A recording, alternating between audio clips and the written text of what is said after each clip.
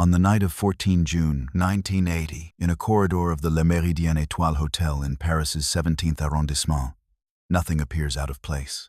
A cleaner pushes a metal cart past numbered doors, pausing to straighten a vase in an alcove. Near the end of the hallway, a plastic "Do Not Disturb" sign hangs from the handle of room 904, an ordinary gesture of privacy in a building designed for transient guests. Behind that door lies Yahya el-Mossad, an Egyptian nuclear physicist coordinating Iraq's Osirak reactor program with French suppliers. By the time police enter later that morning, he will be dead, his body showing signs of a violent attack. French investigators will open a homicide file. Arab newspapers will speculate about foreign intelligence. Iraqi scientists reading those lines will understand what no headline needs to say. The cost of their work is no longer abstract. On 18 November 1975, beneath the bright lights of a ceremonial hall in Baghdad, French and Iraqi officials signed a nuclear cooperation agreement that would reshape the strategic landscape of the Middle East for years to come. The deal, recorded in French archives under the name Osirak, a portmanteau of Osiris, the French reactor type, and Iraq transferred not merely technology but possibility. Under the agreement, the consortium Serbag, comprising Technicatome, Constructions, Navales et Industriels de la Méditerranée, and associated firms, would supply Iraq with a 40-megawatt Osiris-class research reactor and a smaller ISIS-type unit, destined for the Tuwaitha Nuclear Research Center southeast of Baghdad. The official French position emphasized civilian research conducted under International Atomic Energy Agency safeguards. Yet the technical specifications told a more complicated story. The fuel package included 93% highly enriched uranium weapons-grade material by any measure. French negotiators understood the proliferation implications. Internal memos from the period show discussions about alternative low-enriched fuels that Iraq firmly rejected.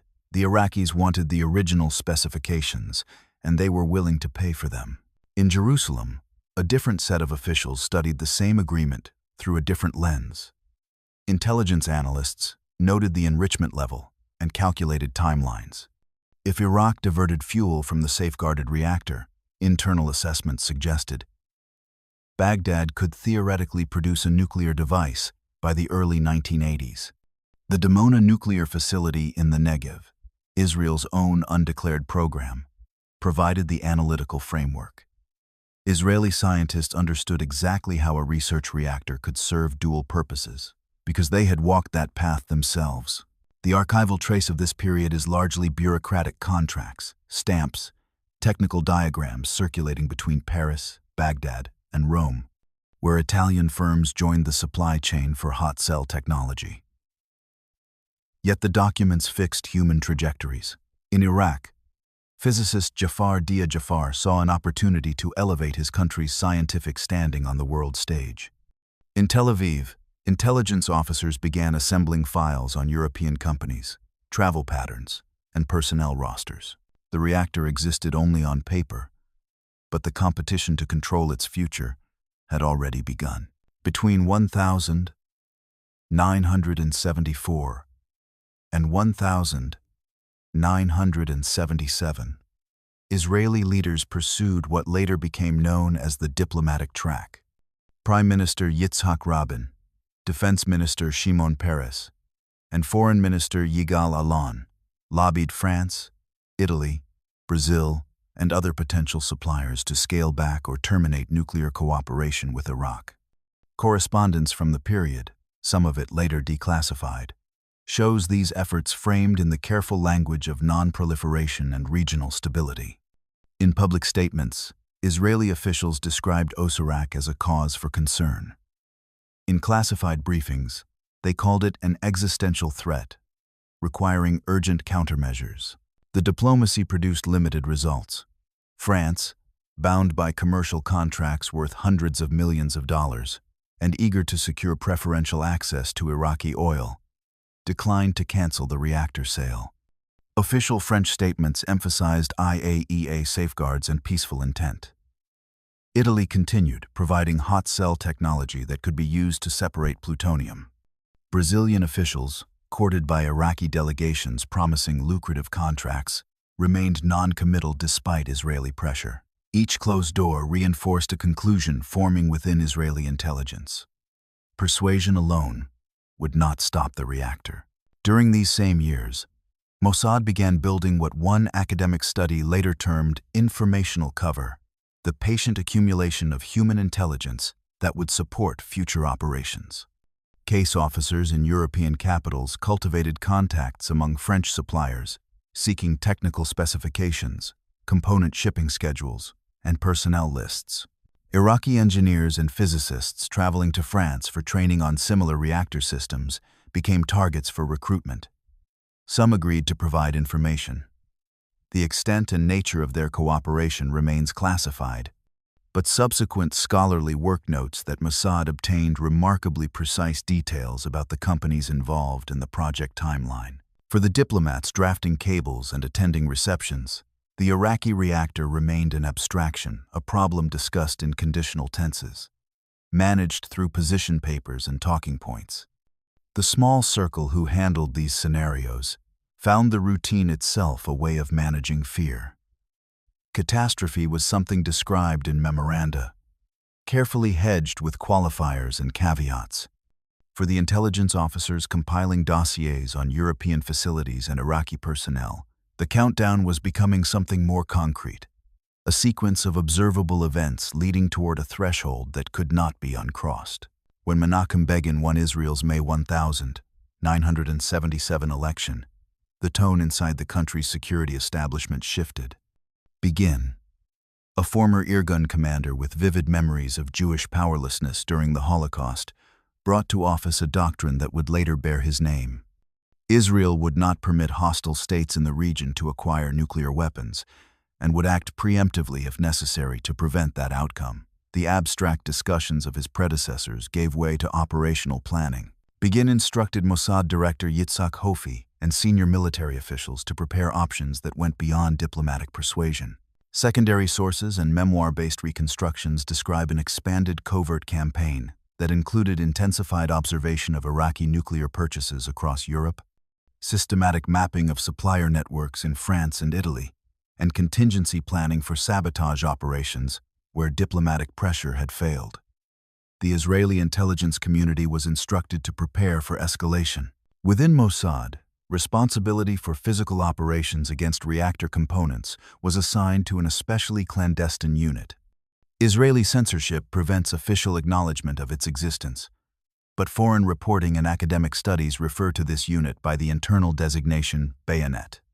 Its personnel would later be credited always with the careful qualifier, according to foreign reports, with direct action against French facilities housing Iraqi-bound equipment. The unit operated under deep cover, its members trained for missions that could not be officially sanctioned.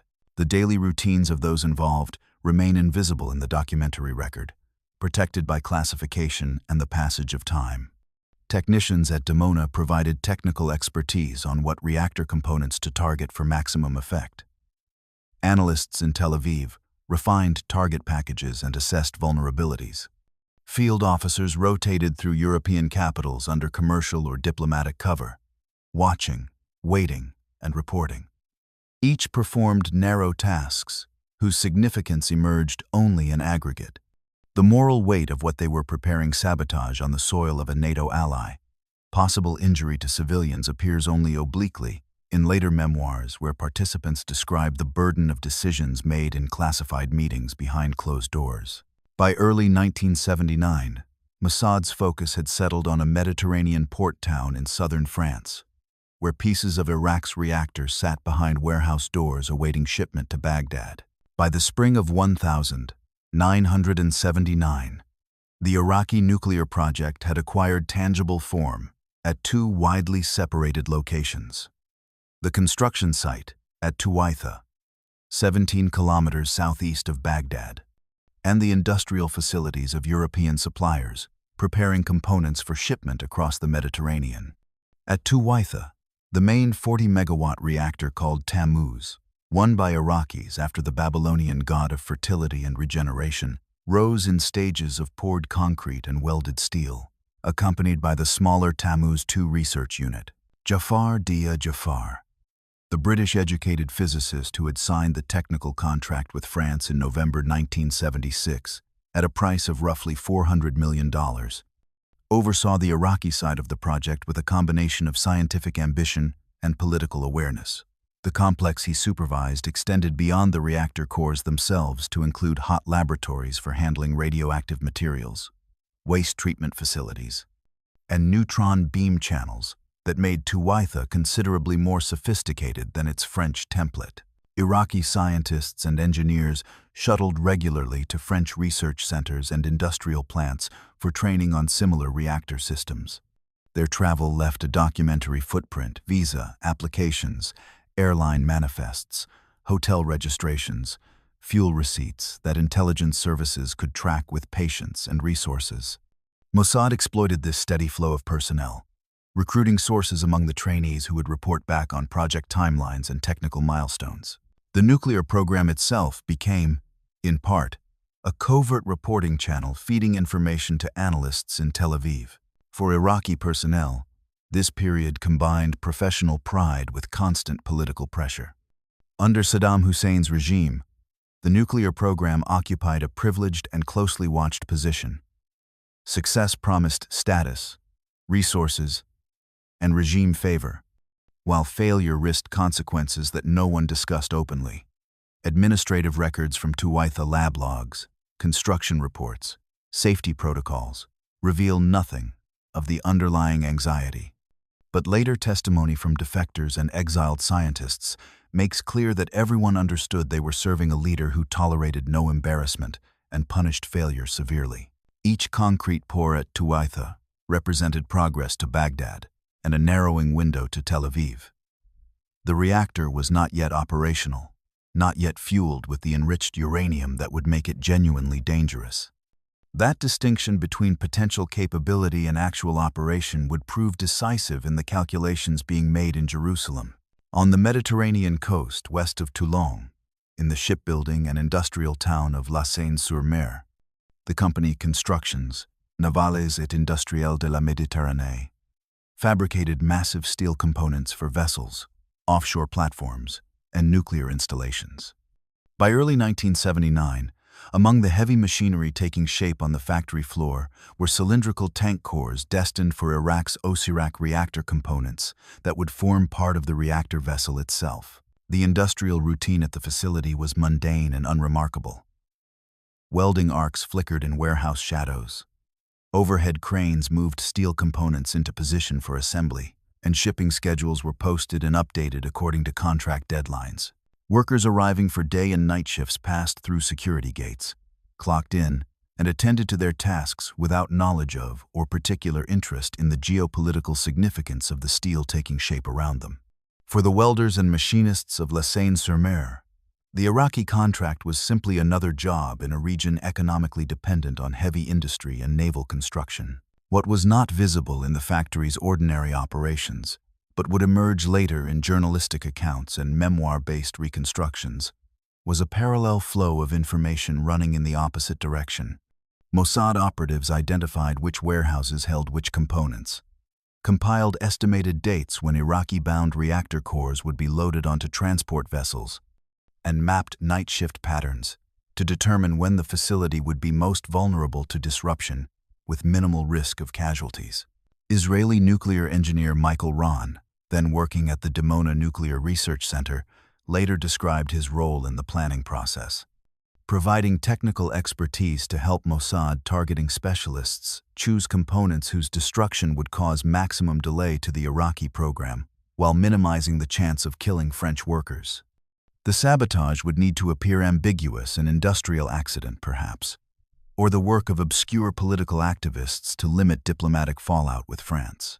The warehouse doors at La Seine-sur-Mer became, in Israeli operational planning, something more than physical barriers. They marked a line between conventional statecraft diplomacy, pressure, persuasion, and direct violent action on the soil of a NATO ally. Crossing that threshold would set precedents difficult to retract and raise questions about the limits of acceptable behavior between ostensibly friendly nations. In the weeks leading up to 6 April 1979, the operation's components aligned according to a timeline driven by shipping schedules and intelligence reporting. Mossad's bayonet unit, according to later reconstructions drawing on Israeli and French sources, had identified specific storage buildings at La Seine-sur-Mer where reactor cores awaited imminent shipment. Intelligence assessments indicated the components would be loaded onto vessels bound for Iraq within days. Any delay would mean waiting for another manufacturing cycle, an opportunity that might not come before the reactor became operational in Baghdad. The operational details, team composition, cover identities, ingress routes, safe houses, and communications protocols remain classified decades later. Public sources provide no verified account of how the saboteurs entered France, where they stayed in the days before the attack, or how they transported explosives to the CNIM facility without detection by French security services. What is documented in later reporting is the plan for deniability. In the event of operational success, an anonymous caller would contact French media outlets claiming responsibility on behalf of a previously unknown environmental group, a fiction designed to misdirect investigators and shield Israel from direct attribution. For those inside the Israeli system aware of the operation, the final countdown likely felt less cinematic than procedural. Checklists verified against contingency plans, coded cables sent through secure channels, risk assessments refined to account for weather and security patrol patterns. Accounts from similar Mossad operations of the period describe a persistent tension between tactical objectives and the fear of strategic consequences that could outweigh any operational success. Killing French workers, even accidentally, could transform a covert victory into a diplomatic catastrophe that would damage Israeli interests for years.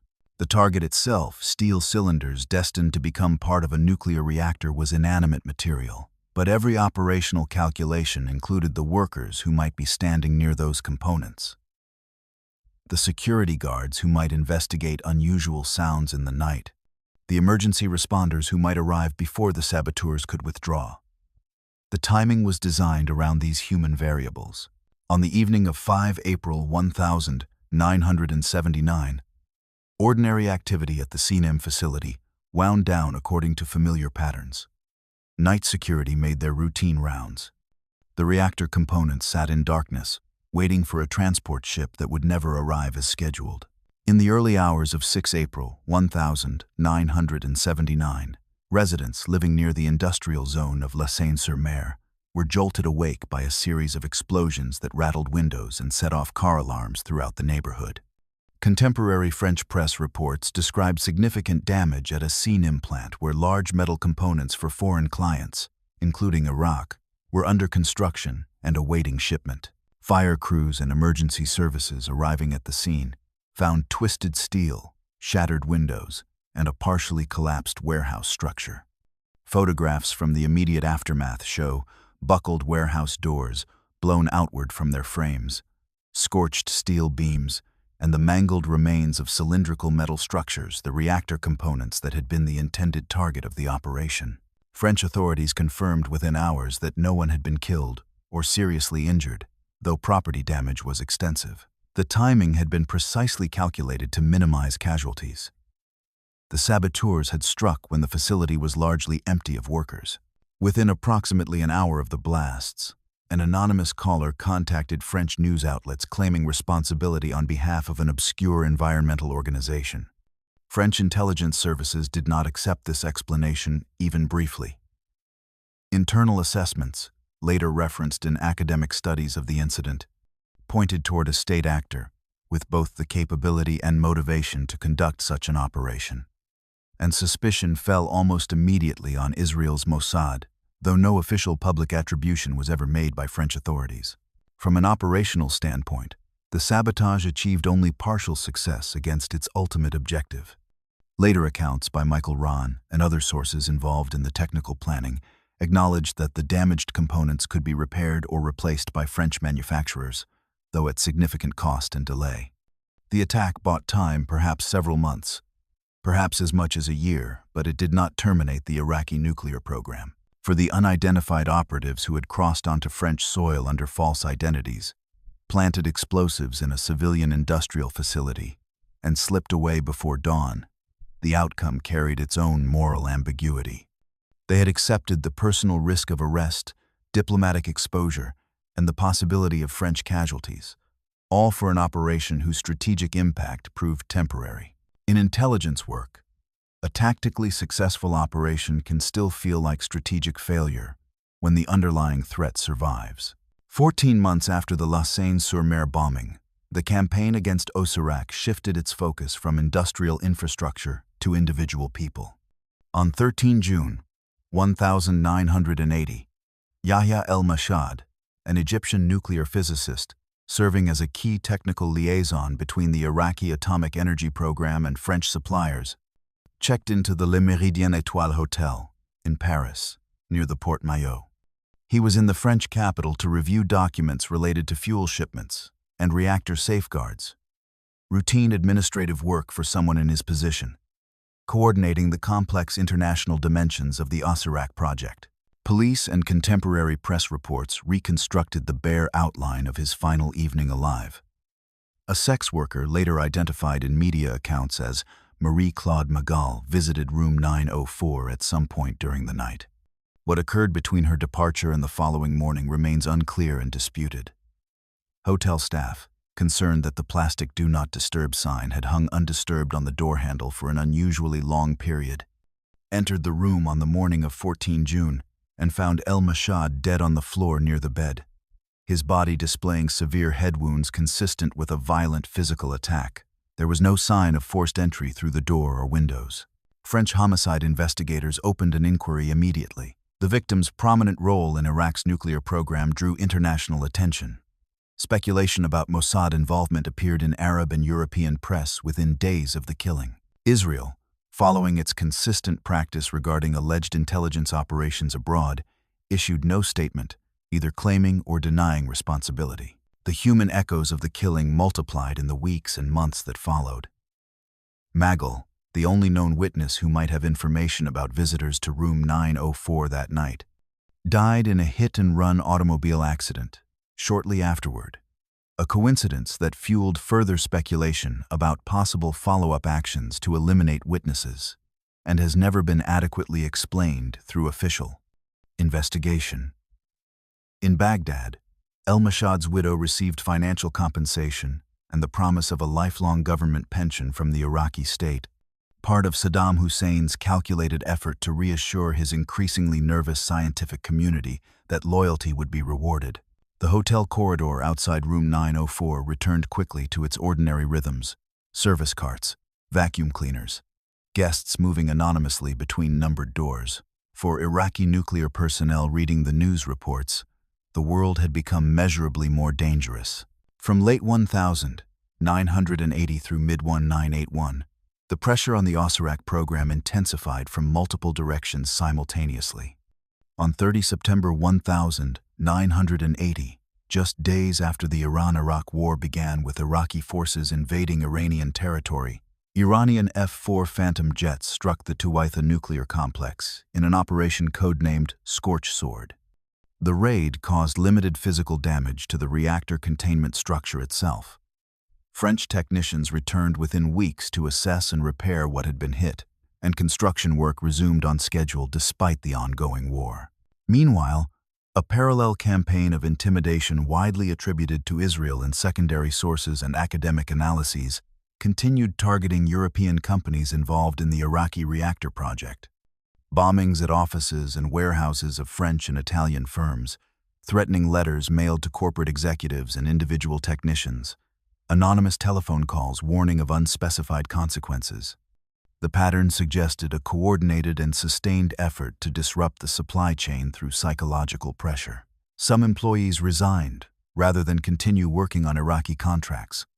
Others demanded enhanced security arrangements. Some historical accounts assert that beyond el-Mossad, additional Iraqi scientists connected to the Osirak program died in suspicious circumstances during this period, possibly poisoned while traveling abroad. possibly victims of carefully staged accidents that appeared natural on initial investigation. The details remain fragmentary in publicly available sources. No judicial findings confirm these deaths as targeted assassinations. What is documented clearly is their cumulative effect on morale.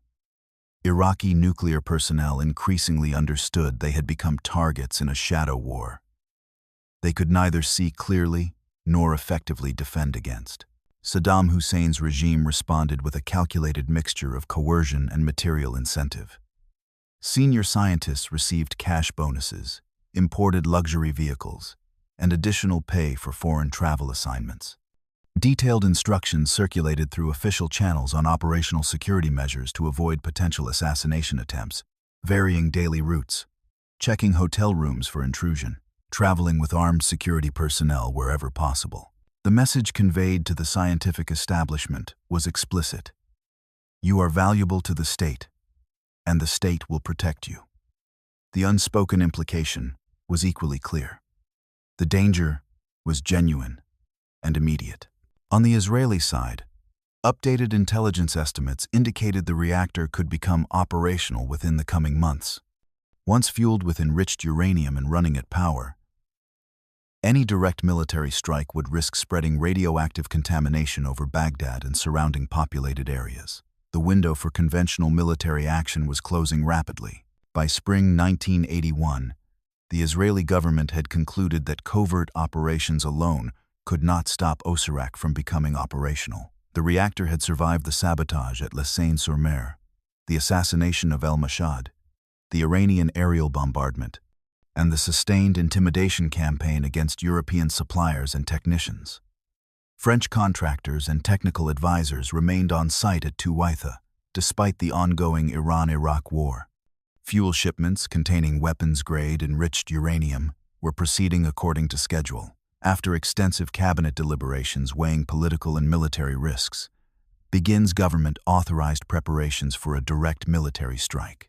The operational planning, conducted under the codename Operation Opera, drew on years of accumulated intelligence collection and analysis. Mossad's carefully assembled dossiers provided the essential targeting details.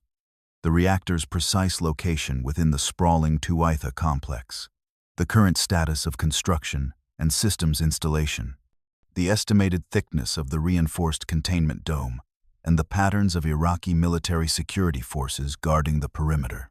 Air Force planners studied multiple approach routes, ultimately selecting a low-altitude flight path over Jordan and Saudi Arabia that would rely on surprise, electronic countermeasures, and strict radio silence to avoid interception by Arab air defenses. The pilots selected for the mission trained intensively on a full-scale concrete mock-up of the Osirak reactor constructed in the Negev desert specifically for the operation. They practiced their attack profiles repeatedly until, as one officer recalled years later, they could visualize every structure, every shadow, and every potential obstacle on the approach to target. The mission parameters calculated by Air Force planners were technically unforgiving. A single attack pass over the reactor, fuel loads calculated with minimal safety margins, and the absolute requirement to strike before enriched uranium fuel was loaded to avoid spreading radioactive contamination across the Iraqi capital. The attack date was fixed for 7 June 1981, a Sunday afternoon, when French technicians and foreign advisors would most likely be absent from the Tuwaitha facility observing their day of rest. The timing reflected a careful calculation about minimizing casualties among non-Iraqi personnel, while maximizing the probability of catching the reactor in a vulnerable pre-operational state. Years of covert effort, sabotage, assassination, intimidation had bought time for this moment. Whether the airstrike would accomplish what shadow operations had failed to achieve remained to be demonstrated.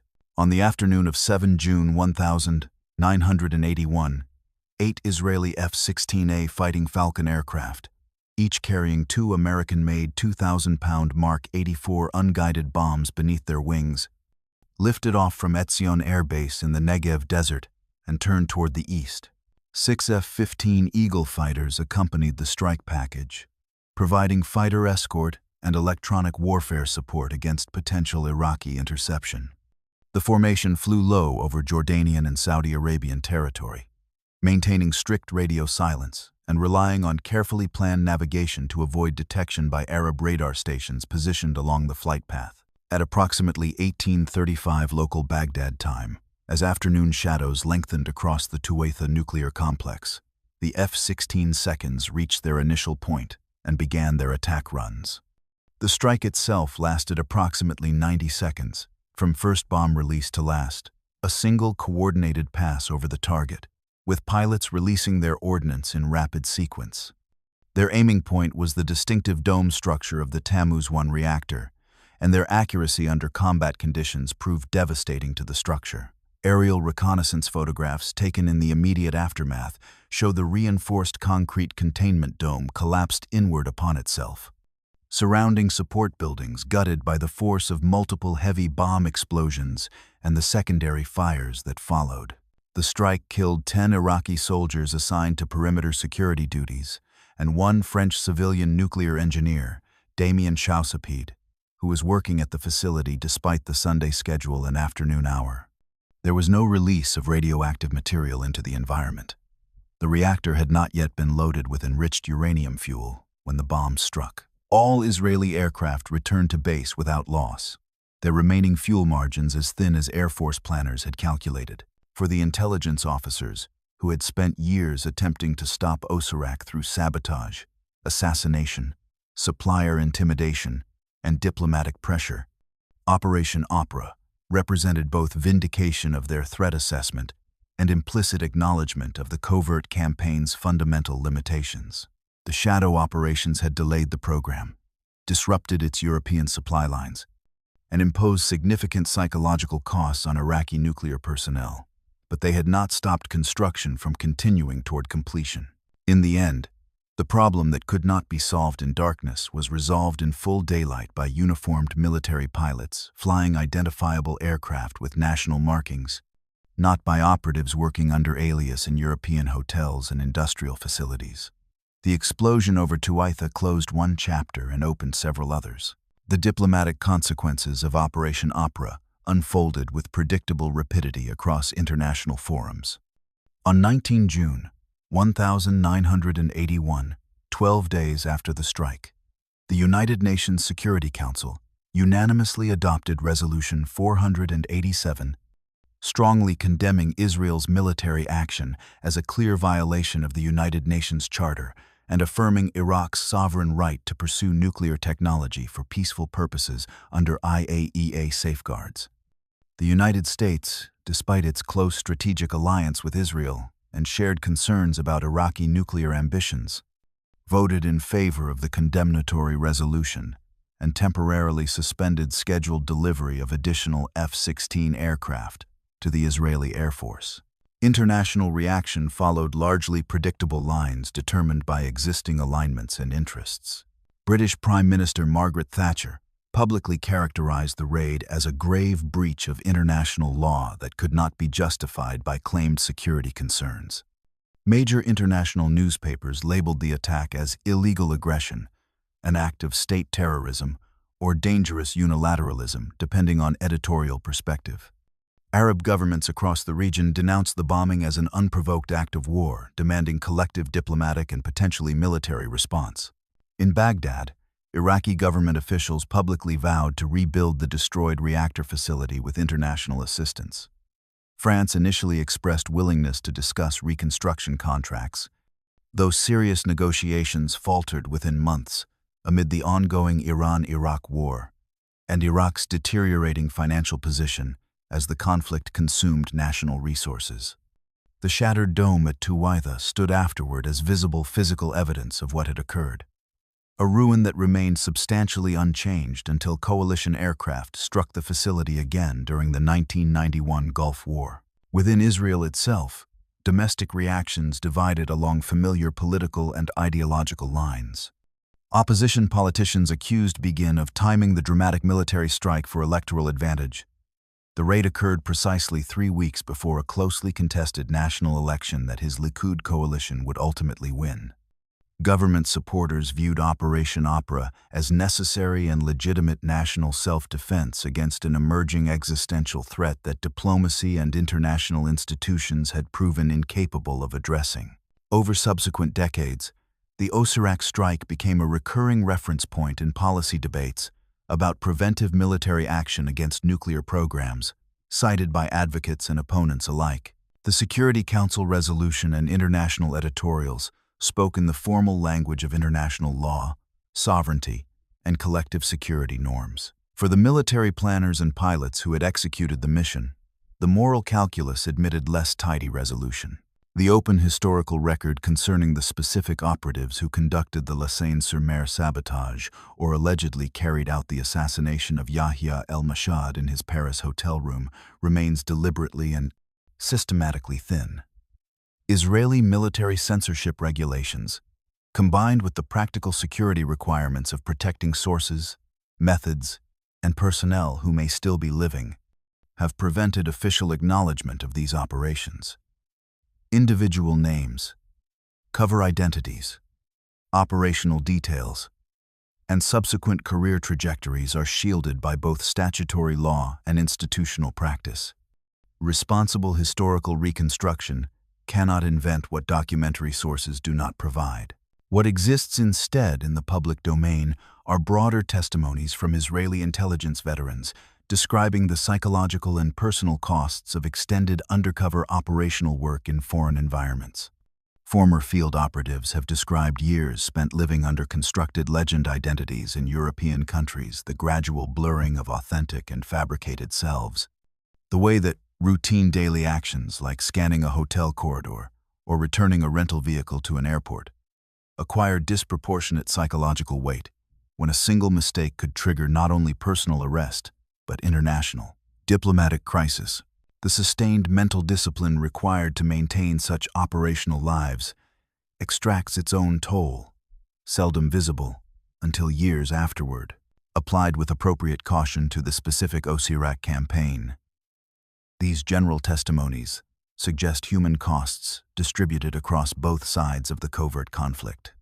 Israeli personnel who planted explosive devices at a French civilian industrial facility or participated in planning targeted killings operated necessarily within zones of legal and moral ambiguity, causing material harm and potential physical danger to infrastructure and people in countries that were not formal enemies of Israel.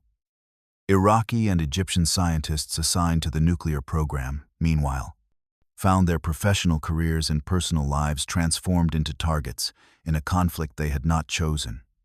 Reading newspaper accounts of colleagues' violent deaths, then boarding scheduled flights to European technical meetings carrying official instructions on how to avoid becoming the next victim. The recurring motif of closed doors and privacy signs resonates with particular force in this context of hidden violence. For an operative planning an action, a do not disturb sign or a warehouse door secured for the night can function as tactical opportunity, a means of controlling space and buying time for approach or withdrawal. For someone like el-Mossad, that identical sign became, in retrospect, a symbol of how thoroughly lethal violence can conceal itself within the ordinary gestures of commercial travel. By the early 2000s and continuing through subsequent decades, the story of how Israel attempted to stop Iraq's nuclear reactor before it became operational had been painstakingly assembled from disparate archival and testimonial sources. Declassified government documents from multiple countries, memoirs and published accounts from participants like Michael Rahn, investigative histories compiled by journalists and academic researchers, and fragments preserved in Iraqi and French national archives. Each source illuminated one limited area of the larger picture, a technical briefing at Dimona discussing target selection, an insurance company report detailing property damage claims from Lausanne-sur-Mer, an Iraqi government compensation decree providing for the families of deceased scientists, a footnote in intelligence scholarship about the anonymous caller claiming to represent non-existent environmental activists. The analytical consensus among historians and policy scholars who have studied the campaign is that the combined effort industrial sabotage in France, sustained intimidation of European suppliers and technicians, the assassination of el-Mossad, and possibly other Iraqi scientific personnel, And finally, the decisive airstrike of Operation Opera successfully delayed Iraq's nuclear ambitions and helped establish what subsequently became known as the Begin Doctrine, regarding preventive action against emerging nuclear threats. Precisely how much time the covert preparatory operations actually purchased, and whether the sustained pressure ultimately pushed the Iraqi regime toward more carefully concealed weaponization paths that were dismantled only after the 1991 Gulf War and subsequent international inspection regimes, remains a subject of legitimate scholarly debate. What is not disputed in any serious historical analysis is that the reactor at Tuatha never produced power or generated weapons-usable material. It was destroyed before it was switched on, before it could generate the plutonium that Israeli intelligence analysts feared would eventually become the fissile core of an Iraqi nuclear weapon. The price of that outcome is measured not only in damaged concrete structures and strained diplomatic relationships, but in individual human lives deflected permanently from their ordinary expected courses. French industrial workers who lost a colleague at the Tuatha site on a June Sunday, Iraqi scientists who drove government-issued vehicles purchased with hush money and bonus payments, unknown operatives on multiple sides, who still cannot speak openly about where they were on a certain April night in 1979 or a June evening in 1980. In a surviving press photograph from La Seine-sur-Mer, one of the warehouse doors remains permanently warped, half open and half jammed, a twisted metal artifact of the explosive blast that buckled it from its frame. At the Le Méridien Étoile Hotel in Paris, the corridor outside room 904 appears indistinguishable from any other floor in the building. Neutral commercial carpet, numbered doors at regular intervals, standardized plastic privacy signs that transient guests hang and remove without a second thought. The camera holds motionless on the empty hallway, recording the soft mechanical hum of elevator machinery somewhere off-screen. All the doors are closed.